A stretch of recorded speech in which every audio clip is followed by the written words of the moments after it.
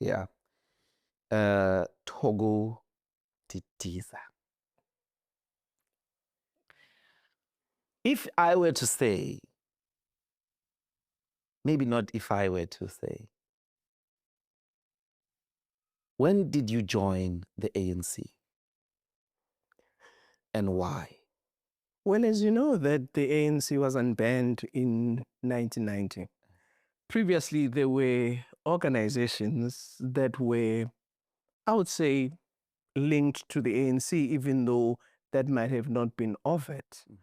I actually started very early as a student, where I was an activist. I studied at Soshange High School in Nanda, which was built by Mafuzela, the first president of the African National Congress. But I would say the idea for activism started very early, influenced by maybe the fact that my father taught in Swaziland, and so we spent some time in Eswatini. My mother comes from there. And at the time, Swaziland had already been a liberated protectorate, as you know, that it was one of the British protectorates. So equality was, even though maybe you can't say it as we would define it today, but there was already a semblance that, everybody is the same in terms of the institutions, in terms of the facility. And when we came back to South Africa, and I was a little bit now in my early grades at primary, the fact that in town I could not go to an ablution facility that is close by to where I am on the basis that it was only designated for a particular race group raised question to me as to what type of society are we living in. And there are many things that I started to observe. And my father used to listen to the news. So staying in a four-roomed house, very small, so all of us had to be quiet, basically. And you start then to follow and listen. And I think what struck the chord was what happened in 1976 when the Soweto uprising, happened and Hector Peterson was killed. And I think because of the age closeness, at the time in 1976, I was 11. And I imagined that it could have been me. And the question was, what type of a police force do we have as a country that could not have used other means to quell, whatever form of protest other than resorting to live ammunition? That something was really wrong, that a life of another race actually meant nothing. So for me, that stayed with me. And I just thought, can all of us just sit and do nothing? And I don't know why my father chose Osame as a school. I mean, I had applied. I was taken at Mazimtoti. I was taken at Lanezo. I had not even applied at Oshine. But my dad decided that that's the school I was going to go into.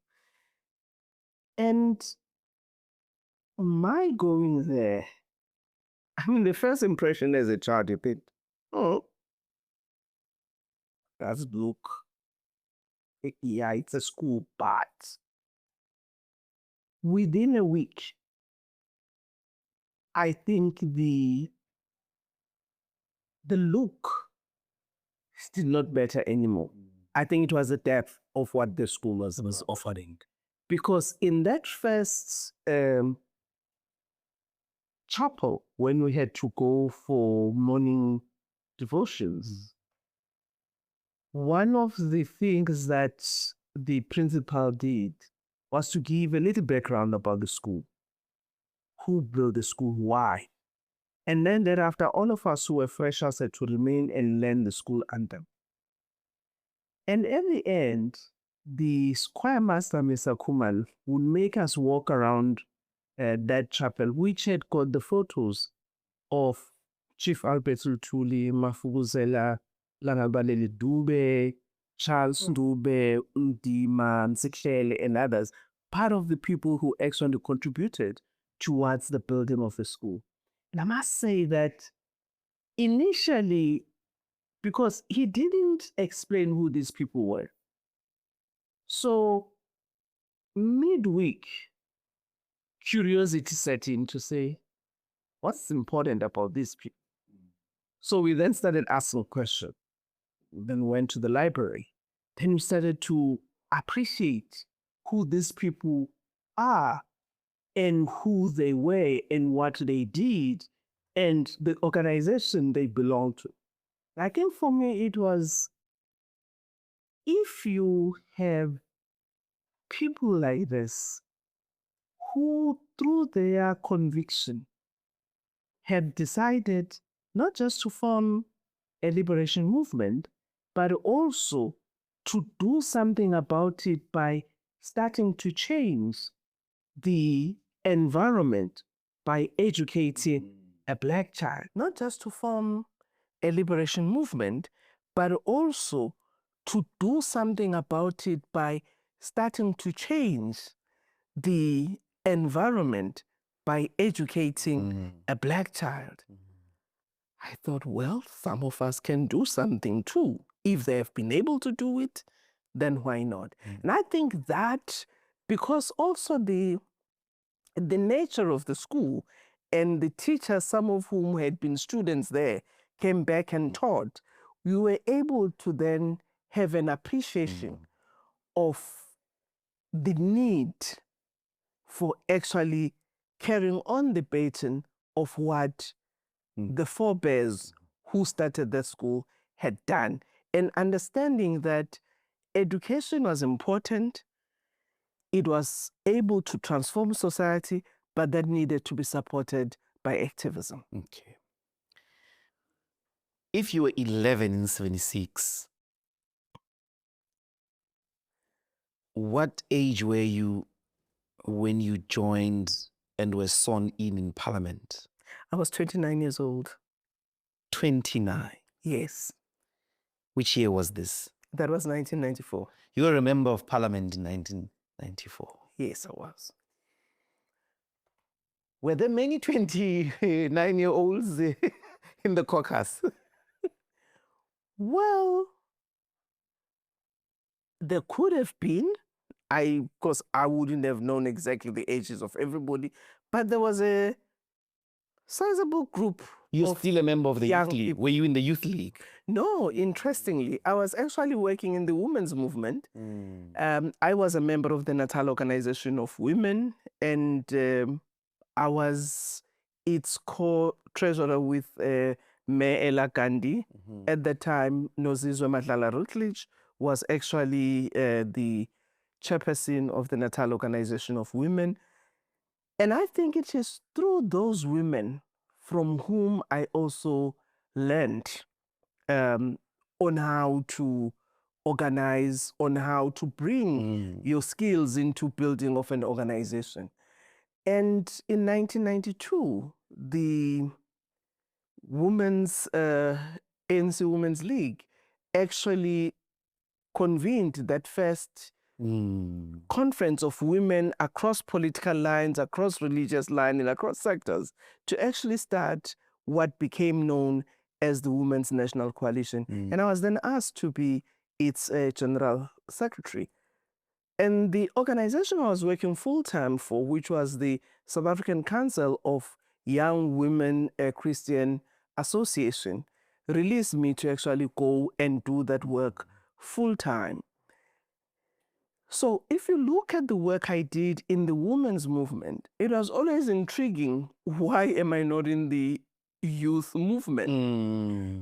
And it was a choice, not because I thought there was anything wrong, but my view was, who is going to articulate the issues of young women in the women's movement, if some of us are not active. So it was a conscious decision that I decided to bring my youth activism in the women's movement. But I had always worked with youth structures, which is the reason why I would think the ANC Youth League, when it decided, to nominate young people who will go to parliament, they actually, together with the ANC Women's League, felt I was the right candidate. To a point that when that first list of the first members of parliament, I was not in the first 100. I was in the mid of the second 100. Yeah. But the Youth League actually negotiated and lobbied at conference that Pax Mankahlane, who was in what we call safe space, would come out and then become the spokesperson of President Mandela, and I will be brought in to that space. And I must say that that did two things to me, because I understood that I was not there only because of my activism, but it was an appreciation that my generation and the young people and women with whom I have worked felt there was something that I could contribute. And it made me conscious that I am, in a sense, their representation. So if I were to do something wrong, it was not about Thoko Didiza at the time has done something wrong. It would have been, you see what young people can do. You see what women can do. Because remember that our society, as much as they appreciated the role that young people played in our liberation struggle, the role that women played in our liberation struggle, but there was still that thing to say, can we really trust our lives to young people? Can we trust our lives to women? Even though not articulated as such, but the doubts were there. And therefore, it was important that one was conscious not to actually set back, the struggles of women and young people, but by what you do in the responsibility that you are given.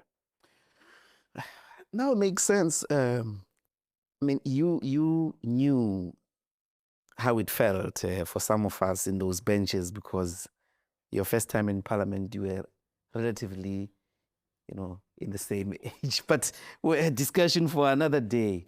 Wealth of experience in parliament. 1994 cohort of members of parliament understood to have been amongst the hardest working, because they had to overturn a lot of legislation, a lot of apartheid legislation, as it were. This is Madiba team of people. Maybe your highlights in that first 5 years of parliament. I must say that, for me, it was bridging both the experience of having been an activist prior to 1994 and having navigated a lot of spaces at that time, and coming from a province which was beset by violence at a particular period, changing its form, where, the then apartheid regime had to use proxies to pursue their interests and to increase repression. So one was conscious of what mobilizing and having to pursue, the struggle under those conditions. But also one lived in a period where you already had the reimagining of a possible South Africa. And I remember some of us during those times of the drafting of the Harare Declaration and the engagements between activists from home and those who were in exile. I remember in one of the meetings I was in, meeting with the women's section, and we were like, you guys, have you gone that far where you start to think about post-apartheid South Africa? And here we were, still have to face the bullet. But you started to think that you can't only be fixated that, with what we are experiencing now, but you need to start to imagine and start to prepare should you don't end up liberating the country through insurrection, but through negotiation. So it must find you prepared. So we had to start to do that work. So when the talks started after Mandela was released, it became clear that, this route becomes real. The first conference in 92 of the ANC Ready to Govern, it was indeed like a state of preparedness. But what 94 then brought is that we were a transition between the negotiations and the drafting of the final constitution. You'd recall that 1993, there was the adoption of the interim constitution, which then allowed for setting up of a transitional arrangement where there was co-governance of that time already before the elections.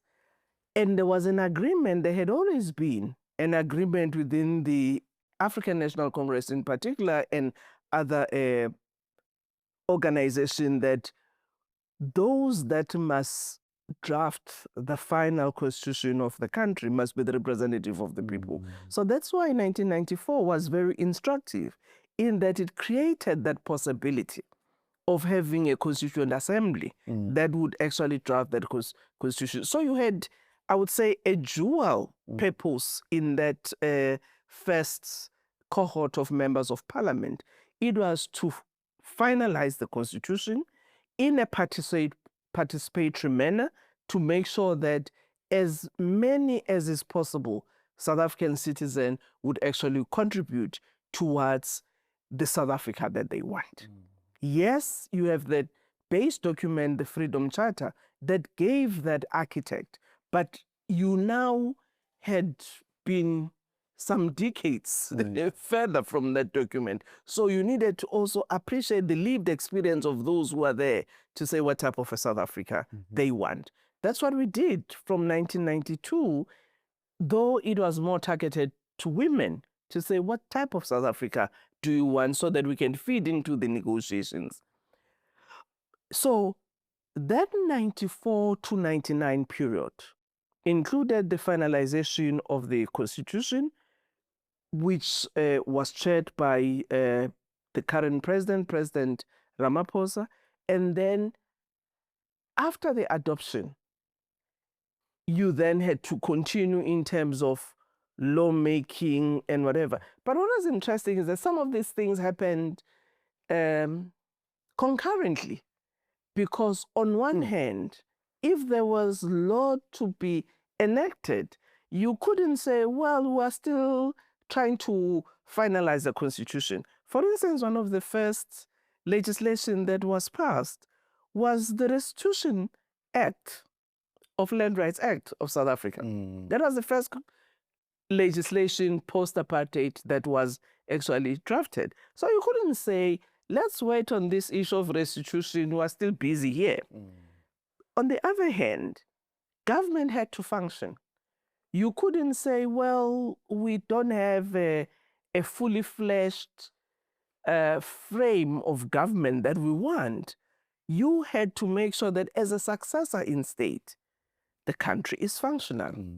You participate in international fora where you must, but at the same time, the country must be governed. You are a a government, no more in waiting, but a government after the election that has been elected to lead the country. So that was, and it required a maturity on all sides at a political level to appreciate that era, because it was a very important era in my view of setting up institutions that would create the South Africa that we wanted.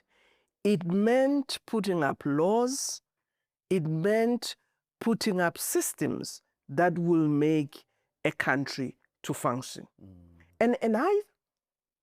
But at the same time, you had to appreciate that there's fragility. And that fragility, because loss of power is not an easy thing. Yes. So those who had been in power, I'm sure there were some who were still wishing there could be reversal that will make the status quo to remain. You had those who felt very disappointed that this democratization has actually, the reality of it is here. So you had to manage sensitivities that, you make every South African feel that you are a part. What we fought was a system. It was not fighting individuals, but it was a system that didn't only just oppress those who were oppressed, but it never liberated the oppressor too. So part of this new environment, it's about creating and co-creating a South Africa where all of us can live in. So that makes you the quintessentially most experienced public representative.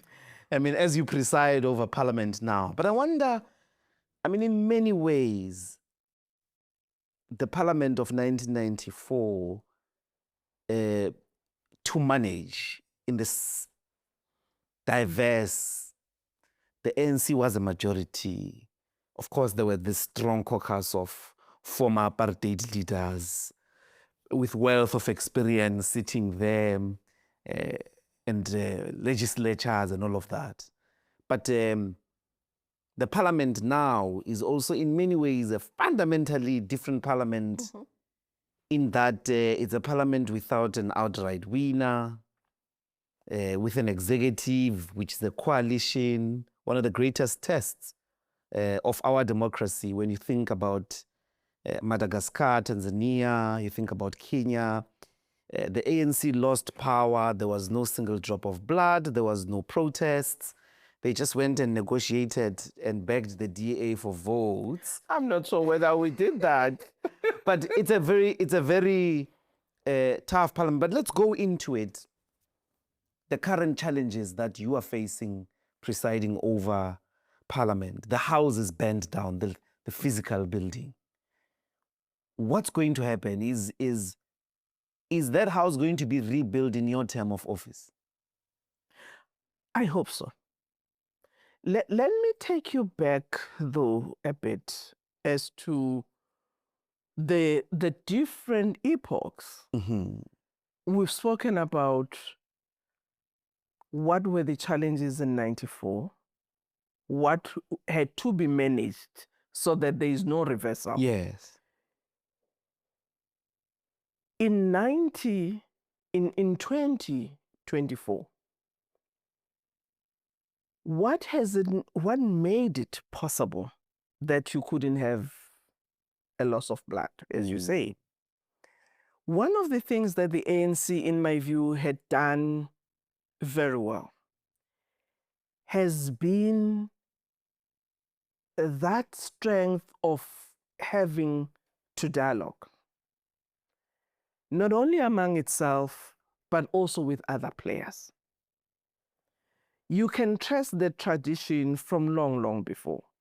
And I think it has continued over time. But also post-1994, even though you had a legislated government of national unity, after 96, when the National Party, moved out of the government of national unity, you still had the IFP remaining. And that practice continued. In 99 to 2004, you had the IFP, you had AZAPO, per invitation of the ANC. In 2004, the same happened. In 2008, 2009 rather, you had the Freedom Fund being part of the government. Mulder was the Minister of Deputy Minister in Agriculture. 2014, the same. So I'm just saying that I think helped, because the ANC had always understood that beyond itself, those who are members of an organization, there are many other South Africans who may not be within the ANC, but who are patriotic about this country, who have something to contribute to make sure that the country goes forward. And faced with the loss of election, the ANC had to reflect where it stood, whether or not it can go it alone in a minority government, which it could have done. But would that have actually brought stability? So they had to think about that. A grand coalition where you have one or two parties, was that going to put the country in good stead? Remember, the 18 parties that we have, what it shows is that many South Africans still want to participate in this democratic process, but they have a choice because the constituencies, their appeal is spread across these parties. So you couldn't ignore that, which is why the ANC felt, if this is what the electorate has done in their vote, the message is clear that would want all of you to sort this thing out. Our life is very important. Our country is very important. But we're giving you a message that there are various interests that we as citizens have. And for me, I think that invitation to say, if we all agree on these tenets, that this is where we need to take the country for, let's work together. I must say that you have had already signals at a local government level where different coalitions were formed, and I would say distinctly from 2016. I think the winds of change of having some core governance of sorts started at that time, where various metros could not govern alone, but could be coalitions, but even also at a municipal level, which I think a message already became clear that you would have different permutations, but how do you manage those such that you do not have a collapse? We had seen the worst of coalitions where there was instability and there was no movement on service delivery. We also saw some coalitions working. And I think that ability to put the country first, in my view, and also appreciating that at the end of the day, the citizens would want a functional country. It's what, in my view, has put us to where we are. So the bent down parliament. Let me Are say, you rebuilding it? Will you Rebuilding finish? it. Will you finish before let, 2029? let me say in that context, because in this period, in the 2 terms, I think that certain things that have shocked us, but I think our adaptation and response have been marvelous in my view.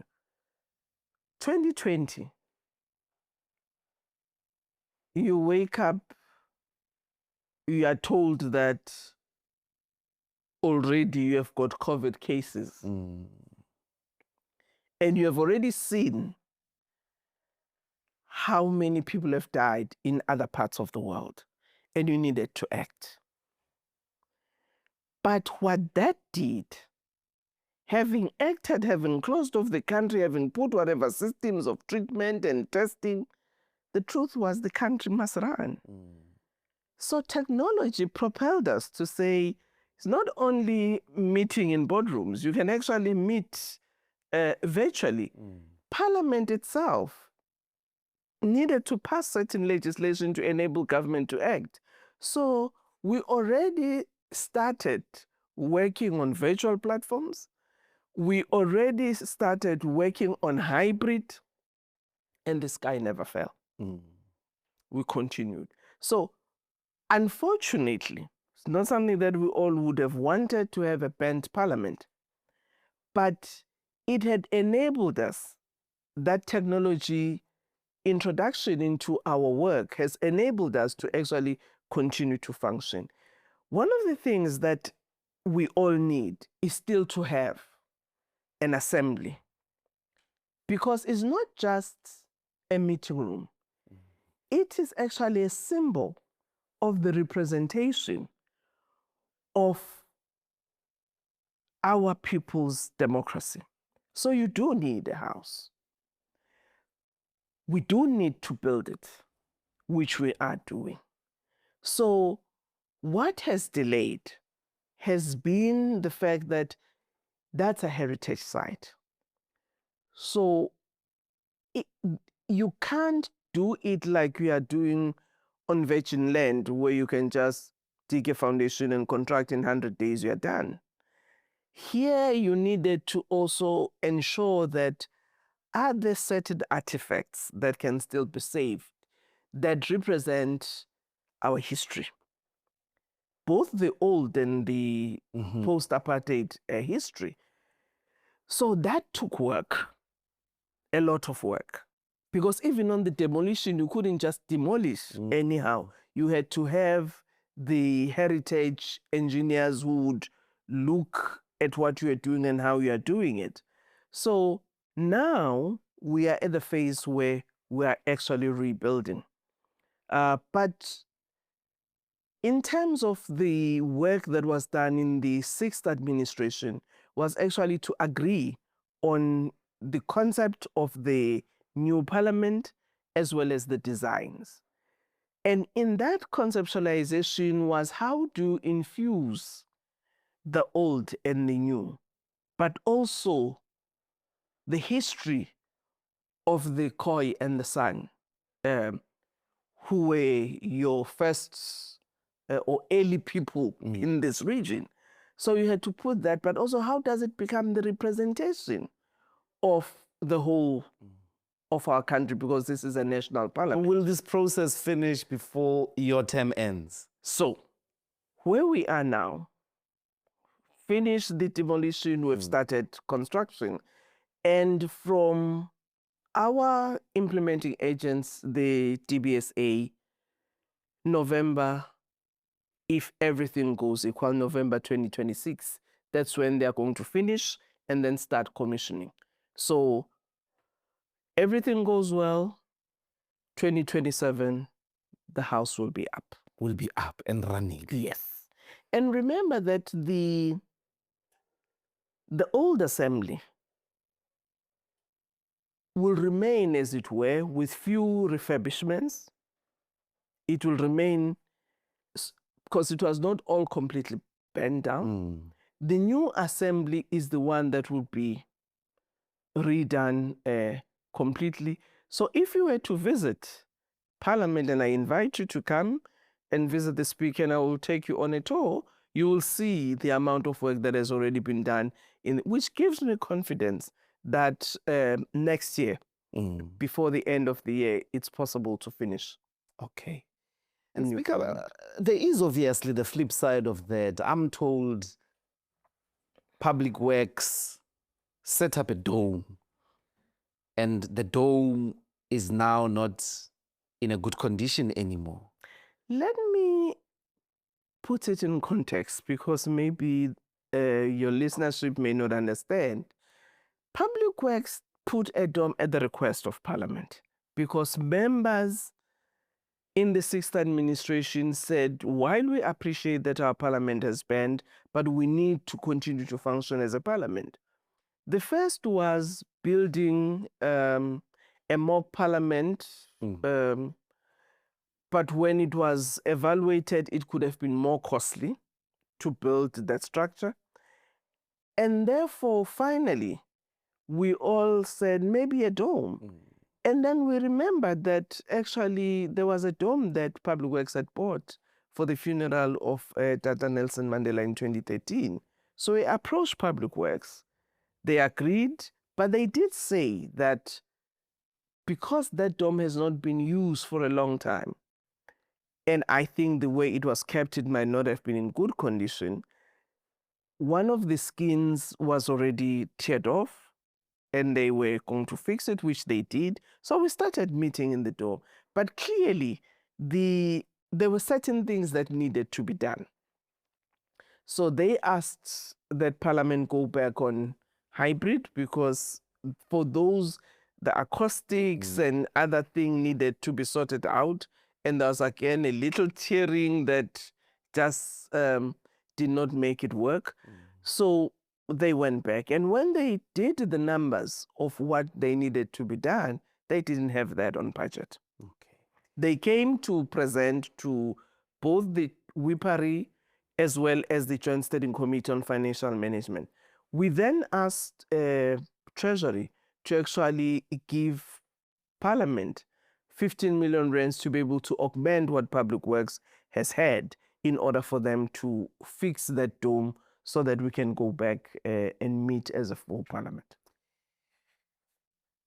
I'll just traverse the few aspects of the work of Parliament and some tough and some easy questions, but they maybe take us into confidence. How far are the processes to set up an oversight portfolio committee on the presidency, which has since 1994 never happened, where budget vote 1 is monitored across the whole year rather, like any other portfolio committee with its annual performance plans and so on and so forth.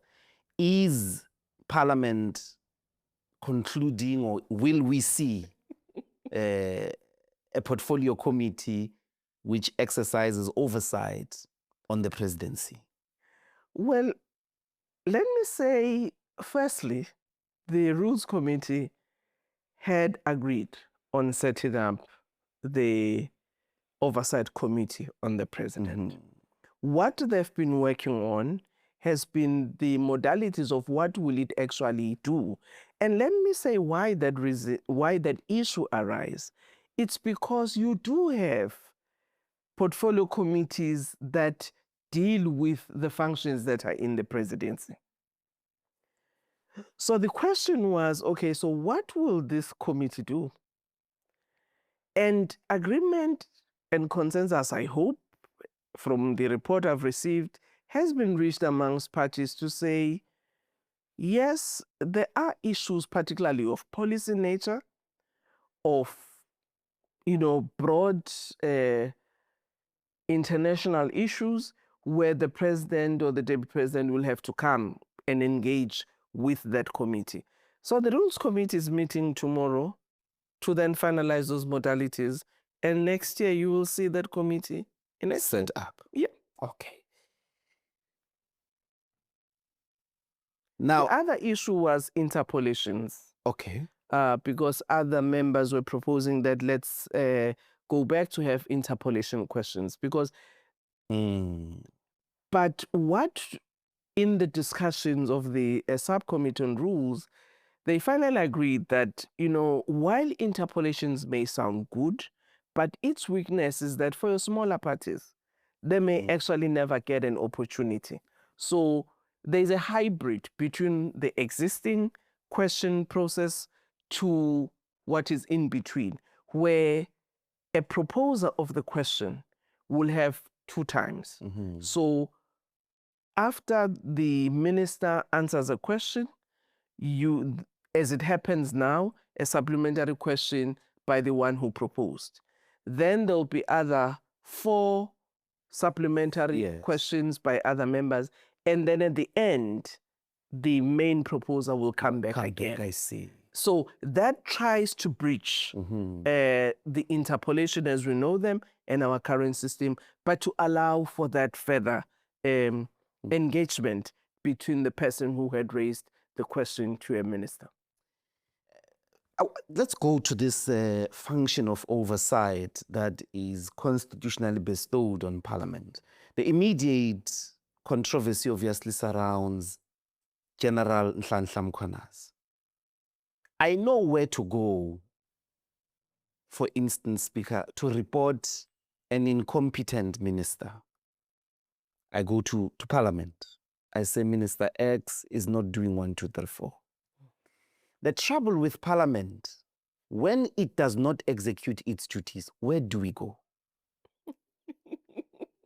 Because the instance of Mkhwanazi is that he comes to the Police Portfolio Committee, complains about a set of issues, and the center is a specific committee is being disbanded in the police, political killings task team, blah, blah, blah, blah, blah, blah.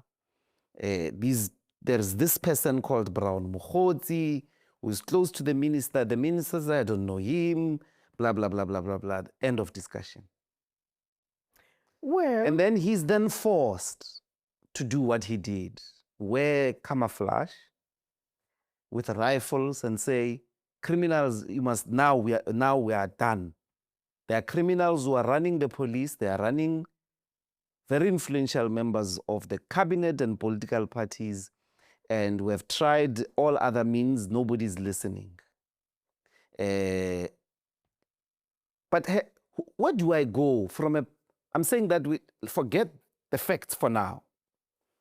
If a portfolio committee had been seized with such information, it could be any other information, and Parliament doesn't do its work, where is the self-corrective measure, or how do you improve that situation?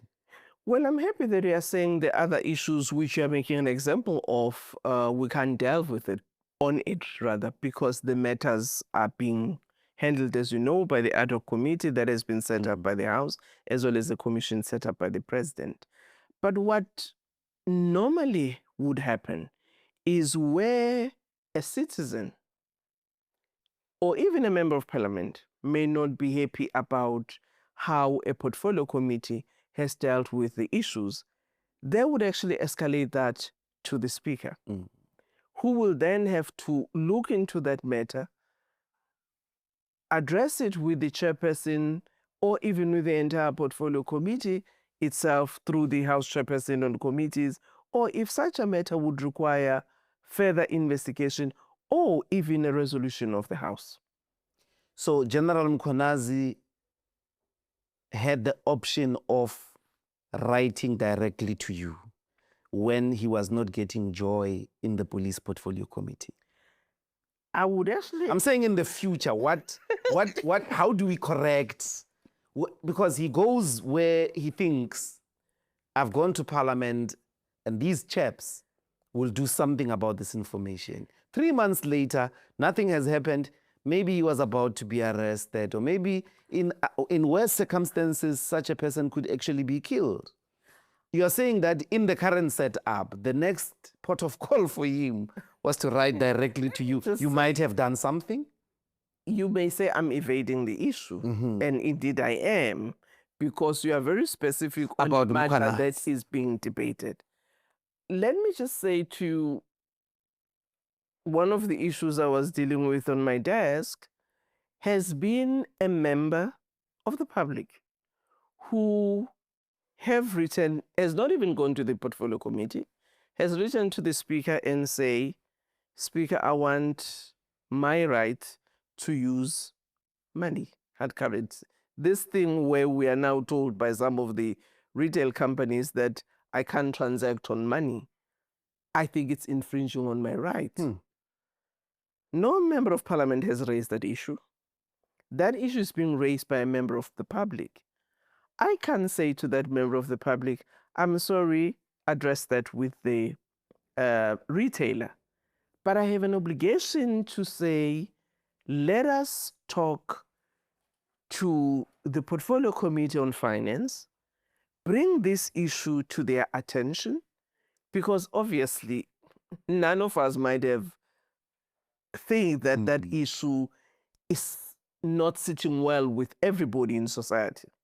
And he's advancing his reasons why he think we shouldn't force individuals to actually transact only online. Cites the issues of cybersecurity, that's there. Cites, issues of inconvenience, that even if you're going to a grocery store in the corner shop in a garage, now you must use a card wanting to buy bread. So he's got his arguments that, in my view, needs to be evaluated, reflected upon, engaged, and maybe he's not the only one. There may be others in society, which might then mean the legislature or even the executive must relook at whether don't we need a regulatory system that's going to address his concerns. So most of the people, they do not know sometimes where to go, even to the portfolio committees. Other people cry alone where they are.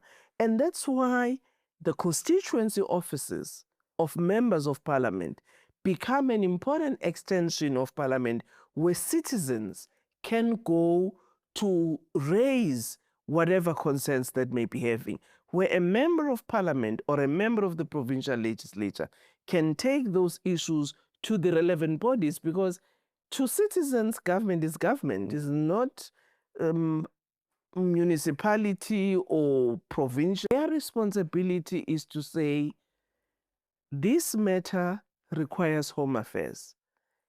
Here is the closest office of Home Affairs in my office. So also, simultaneously, the member must be able to write to the relevant official of Home Affairs to say, a particular member doesn't have an identity document, either it went away with floods or other circumstances is now inhibiting the member's child to go to school.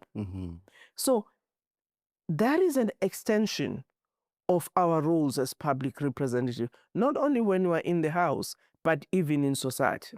Okay. But Speaker, I'm not sure if we reached the destination. I mean, in a way, a hypothetical Mkhwanazi is not an ordinary. This is a police general. There are so many officials. Look at the official Babita in Gauteng. She might have chosen the same route.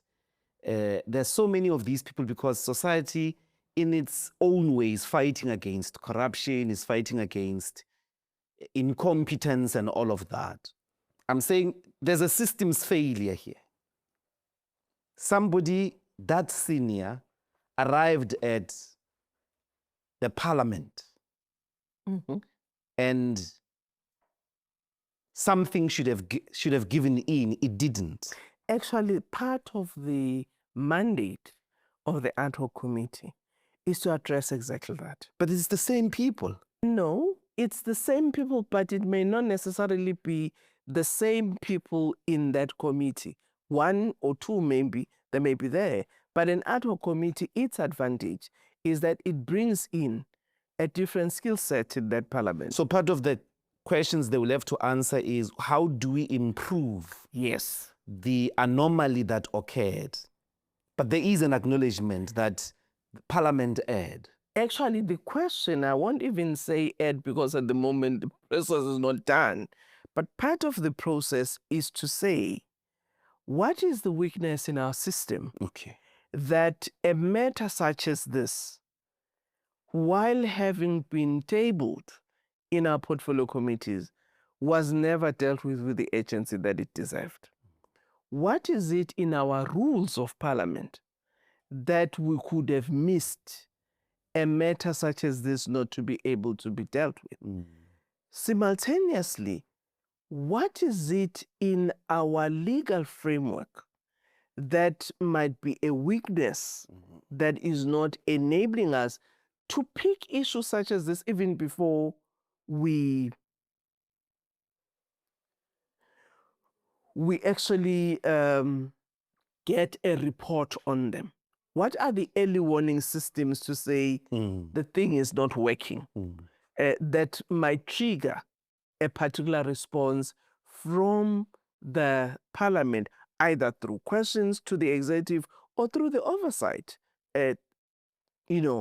such that it's not only when a matter is tabled, because if a matter is not tabled, if a matter doesn't come through your normal briefings of the executive to the portfolio committee, but there are certain matters that have come across to our attention as public representatives, what is the best way of attending to them until there's a crisis? All right, I'm looking forward to that. But final issue on this one, why has Parliament not done anything? We all appreciate and acknowledge it is the prerogative of the president to appoint and dismiss ministers. But isn't it scandalous, Speaker?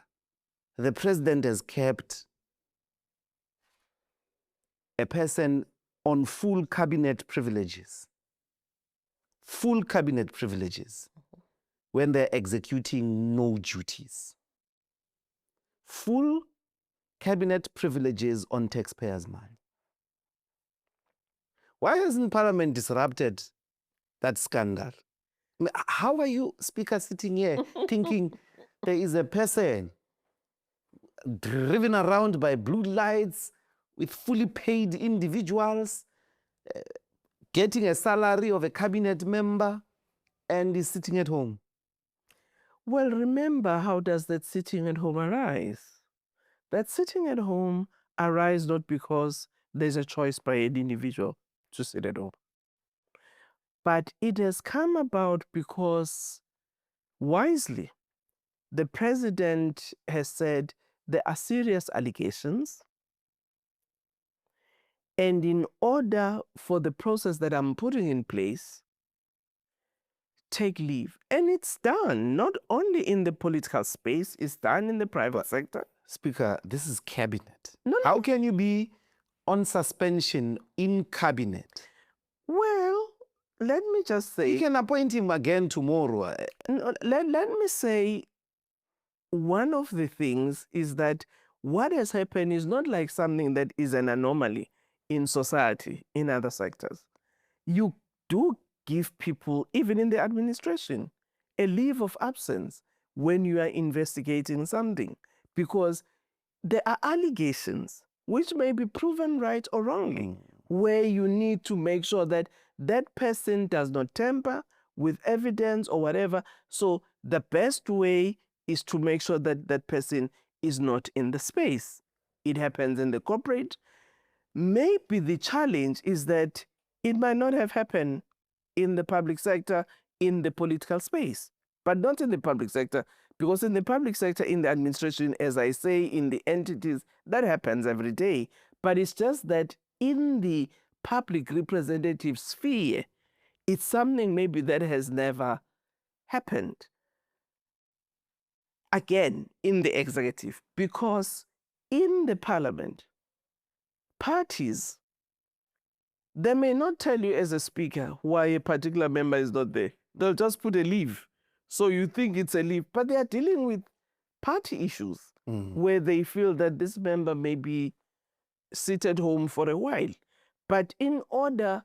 Yeah, they did that to me. Skippy. Exactly. And I didn't cut your salary. No, but I mean, you see, that's my point. So what I'm saying is that maybe what you are triggering, it's something that we might have to think about. Yes, because the following question, but Speaker. at the moment, there is no framework that we rely on. There is no precedent also that we rely on where something like this has happened. And therefore, maybe we had never thought about it. But okay, let's leave cabinet. Mr. Mkhunu is under investigation for whatever. He is still a member of parliament. Does he attend at least parliamentary responsibilities? Is he suspended as a member of the cabinet? Where is parliament in the play? Because in parliament he's a full member. Yeah. And parliament has not said anything about where it stands with his membership. He's still a member. So then the questions follow, isn't it, Speaker? He's a member. If he pitches in a committee, you can't say he must leave. No. And then secondly, even the president, had he dismissed him, would have had to come back to the bench. And my question is,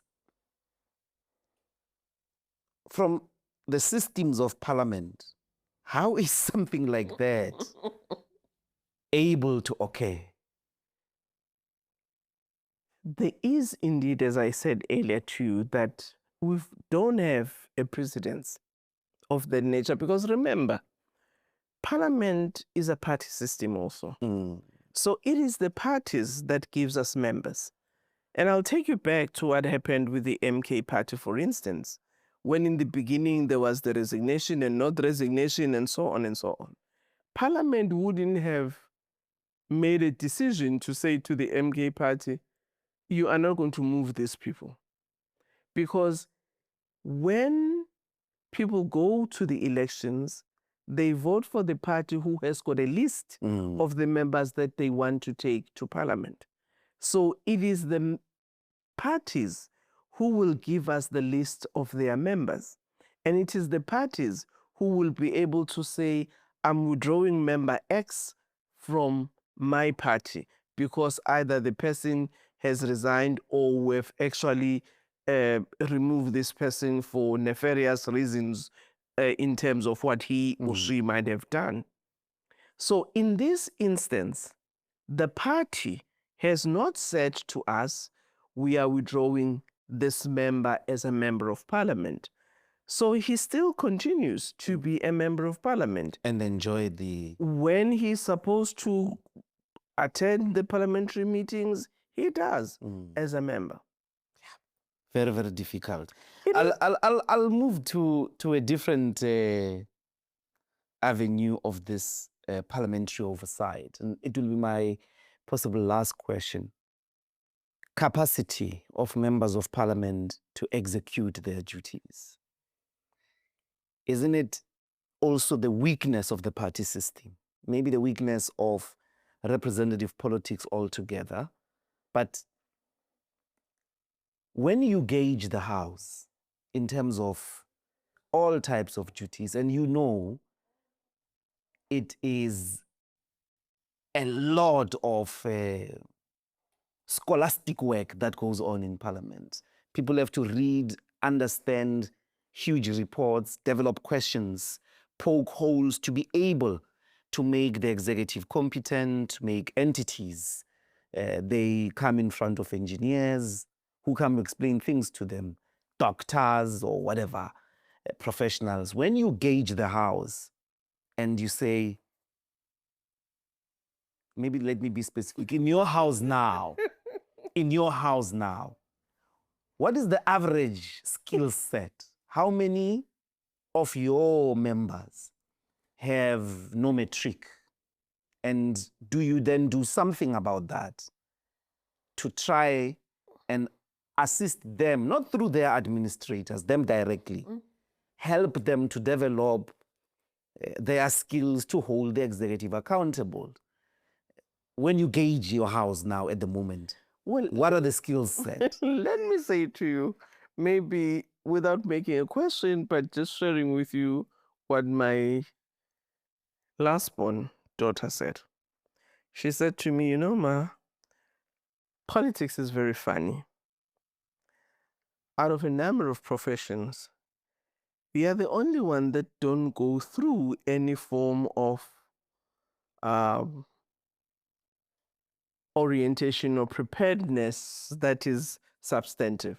So I was saying, why do you say so? He said, lawyers, before they can be lawyers, they would have to do a year or two of articles beyond the textbook at university. Now having to deal with the real world of being a lawyer. So accountants go through the same. Nurses go through theory and practice at the same time. Teachers as well. Teachers, they even have development programs, because my mom was a teacher, so as a grandmother, she would see. Says, but you guys, I can just have to do it. Said I can come out now, just finish my university and be elected to parliament. I said, yes, but for me, what we had done, not now, because I think, again, it's important to go back to history. 1994, actually 1992 from an NEC perspective. You were in the NEC? When we dealt with the Red 92 speaker? Govern, no. Oh, okay. Post that conference,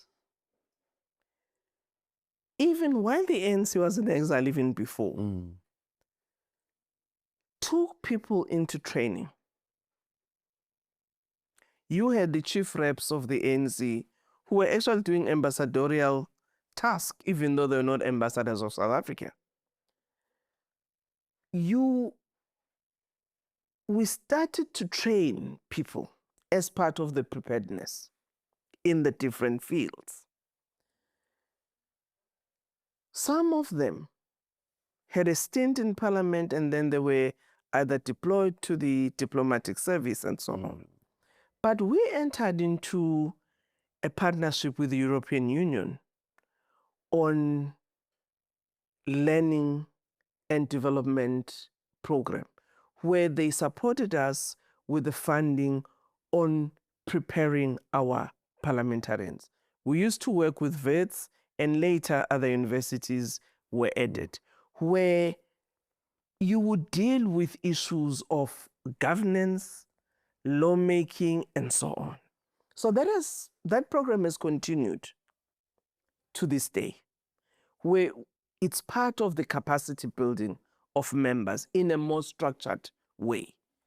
We do orientation, onboarding, I would call it, when members come. But what we've started doing, for instance, this year, through the Deputy Speaker, we actually have got training program in between the terms, where we would look at, like, for instance, the last training, we were actually looking at the rules that deal with the management of the House, and using some of the scripts, from the other terms, where people can actually understand why, when the Speaker says, leave the House, what is it that you have done? I mean, they took one of the clips where I was chairing as a House chair, and Madisha, responding to Honorable Pando at the time, So they play that clip so that members can understand in a practical sense the rule.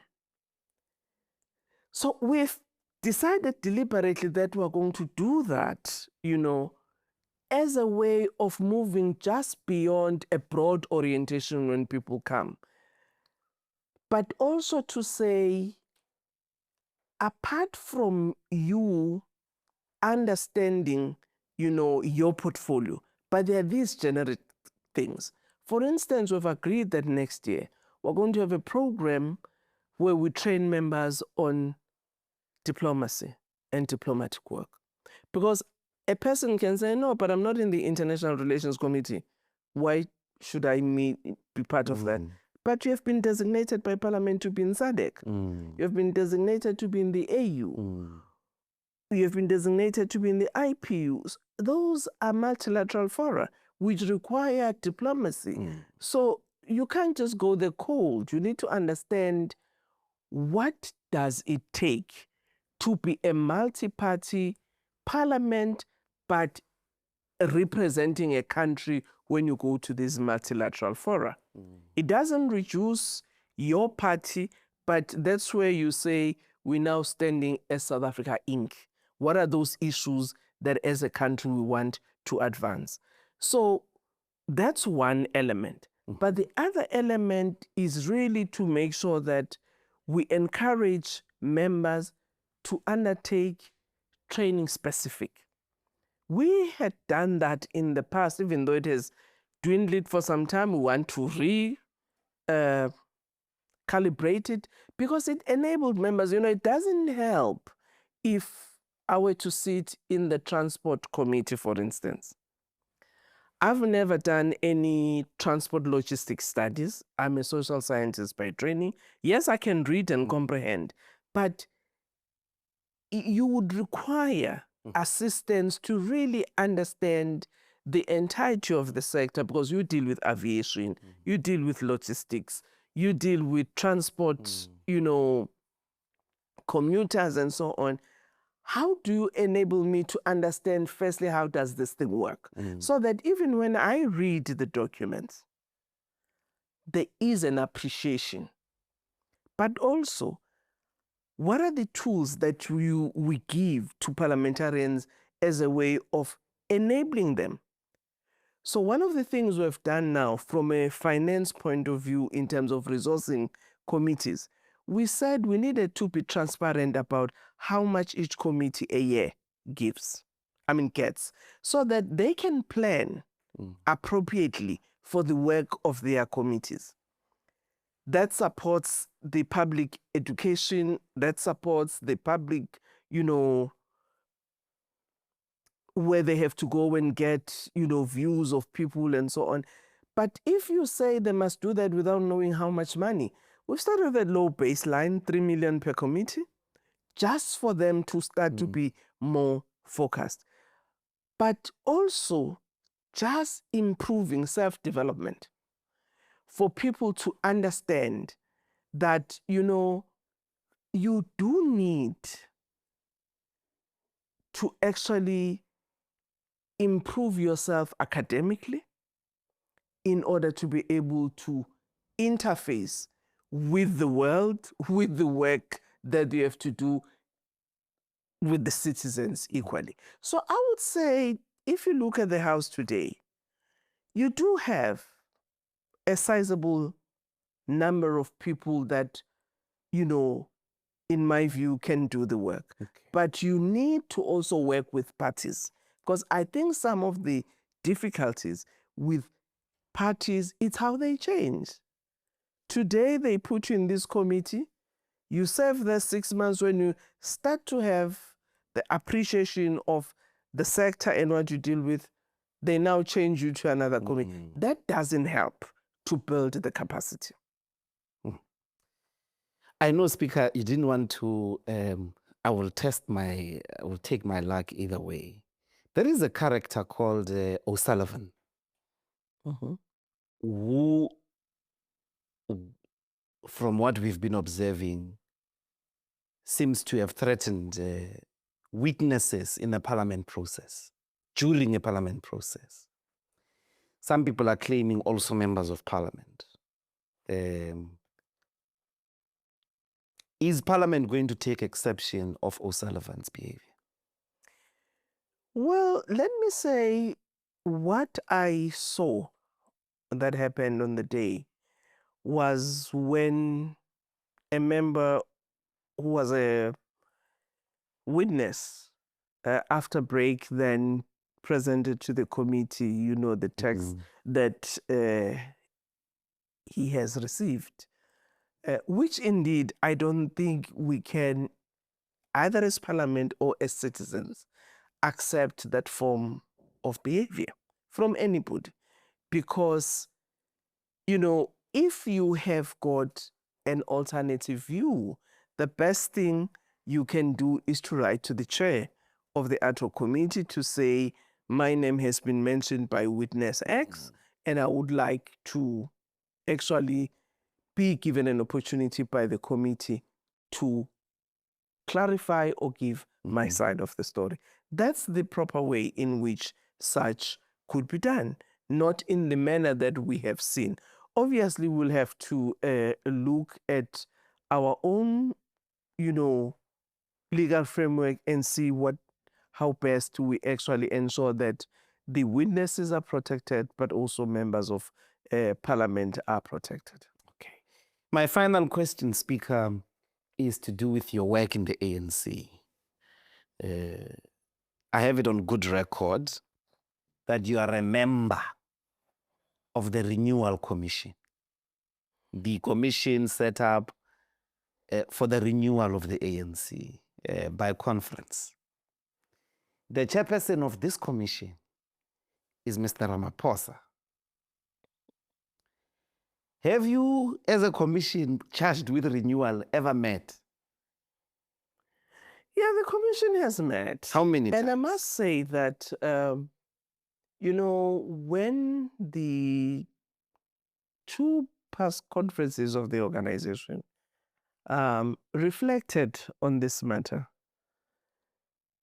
prior to 2022, I was tasked with the responsibility to actually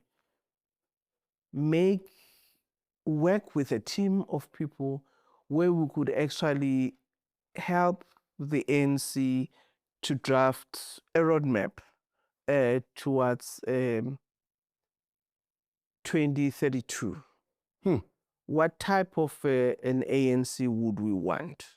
What do people say? What are the reflections of us? So we did that work as the Renewal Commission to say, this is what we see in society given the work that we've done. And this is where we think if the ANC were to do certain things by 2032, will be an organization that we would love to be. And conference, having received that report, deliberated on it, then tasked the 2022 NEC to set up a renewal commission. So that was done. And I must say that there's a lot of work that had been done by the various structures of the organization, amongst which the Veterans League, who also made particular proposals on how we as a organization go back to the basic, re-immerse ourselves in understanding, not just understanding for comprehension, but also with meaning. What are the values of the ANC that we would like to, firstly, our understanding of those values, but also live those values because in them, they enable us to become this member of the organization that we want. Understanding why we formed this vehicle called the ANC and what is its mission, past, present, and the future, which takes us back to understanding the mission of the ANC, what it was set up to do. And if we all agree that we're not yet there, we might have had a 94 moment of ensuring the end banning and everybody having a franchise, but have we actually reached our goal of having a non-racial, non-sexist society? What are those things that would still be required to do where the wealth must be shared amongst all who, who live in South Africa? All of those things, which if you look at all of them as said by the Freedom Charter as also reflected in the preamble of our Constitution. We will all agree that we are not yet there.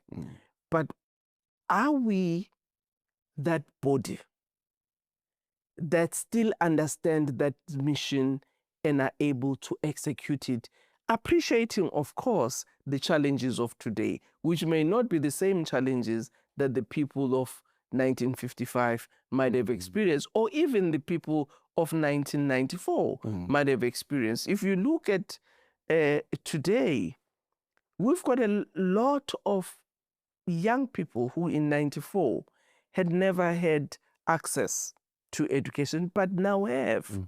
So in terms of access to education, in terms of access to health, you can say, yes, maybe we've gone a long way, but has our education system prepared the young people who can be innovators and be co-creators of wealth and be co-creators of new industry? So what is it that is lacking?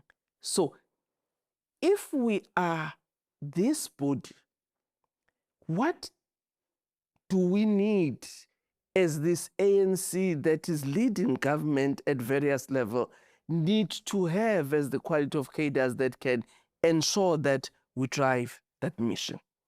But also, if we say ours was about liberating our people, what kind of faith that people must still trust in terms of, can they still do what they committed to do? Is their conduct commensurate to what they say? So part of that work of the Veterans League in terms of taking us back has been undergone, not just in the branches alone, but also even with the NEC. And the work on the foundation course, because one of the things by the Political Education Committee, we realized that maybe in terms of the people that have been mobilized in the organization, we're not the same in terms of understanding this organization. So we all agreed that all of us must go to first year, if I were to call it that way, so that we can move from the same basis. So I would say those are the little steps that are part of that continuity, a part of that journey, rather, towards that renewal of the organization. But has the commission met? The commission, as I say, has met. I don't think it matters how many times it has met, because the work... Will the commission be presenting a report to the NGC?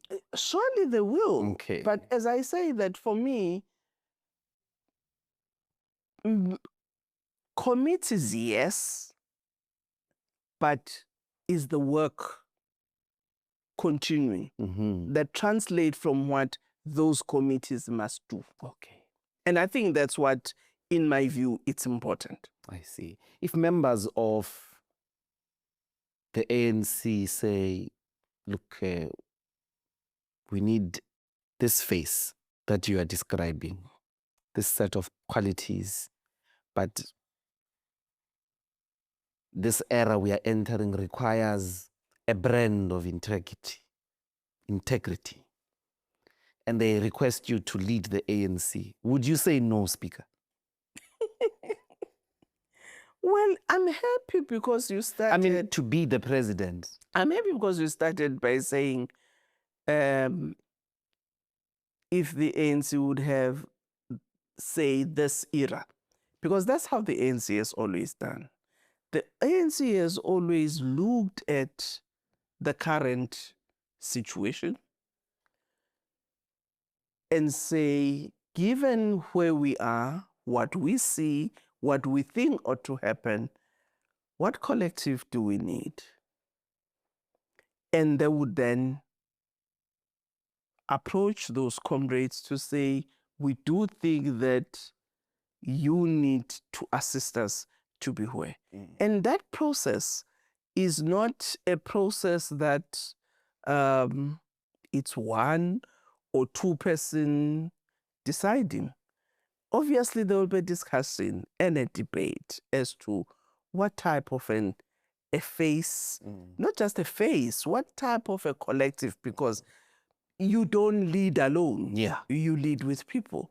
What is the combination of those skill sets that are required today in our organization if we have to continue to attain the objectives? Okay. And I would say one would reflect if the organization puts that question. At the moment, I think all of us are concerned about winning the 2026 elections. As we should. We must. Okay. Thank you so much, Speaker. Thank you. For your time. And hopefully we'll catch you in between the end of the elections, the opening of the rebuilt parliament, and then on your way to the 2027 conference and hear if this question will have anything concrete. And thank you very much. Thank you very much, Mbuyiseni. Thank you, guys. Do I trouble you, Speaker? I'm not putting you in trouble. Adrian Basson is correct. It's just, you should